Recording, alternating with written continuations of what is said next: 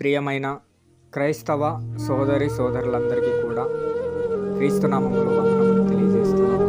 ఈరోజు ప్రకాష్ గంటెల్ అనే గారు అకాల మరణానికి మనం చింతిస్తూ సత్యవాక్యం కొరకు ఎంతగానో పోరాటం చేసే క్రీస్తు సైనికుడు, సత్యాన్ని సరిగ్గా విభజించి ఉపదేశించే గొప్ప దైవజనుడిని మనం కోల్పోయాము.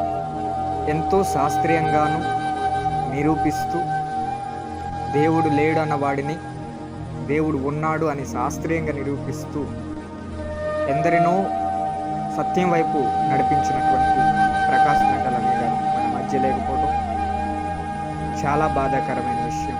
కనుక ప్రకాష్ గంటెల్ అనే గారి కుటుంబం కొరకు మనం ప్రార్థించవలసిందిగా మిమ్మల్ని కోరుతున్నాను. మీ పీకే పాల్. అంతా బాగున్నప్పుడు ముఖం మీద చిరునవ్వు ఉండడం ఎవరికైనా సాధ్యమే. క్రైస్తవుడికి ఏముంది గొప్పతనం? నా కణితి క్యాన్సర్ మాయమైపోతే నవ్వడం ఒక హిందువు నవ్వుతాడు, ఒక ముస్లిం కూడా నవ్వుతాడు, ఒక నాస్తికుడు కూడా నవ్వుతాడు. క్రైస్తవుడికి ఏముంది గొప్పతనం? కానీ లోపల ఏమీ మాయమవ్వకుండానే జబ్బు అలాగే పెట్టుకుని సఫర్ అవుతూ కూడా బయటికి నవ్వగలిగానంటే అది ఒక క్రైస్తవుడికి అర్థం ఉంటుంది. I have got 25 years. ఈరోజు నేను సిల్వర్ జూబ్లీ చేసుకున్నాను. నా kidney problem silver Jubilee year ఇది. నాకు పెళ్లి కాలేదు కాబట్టి 25th anniversary నాకు లేదు. ఇదే నా 25th anniversary. It started in 1992. My problem with kidney.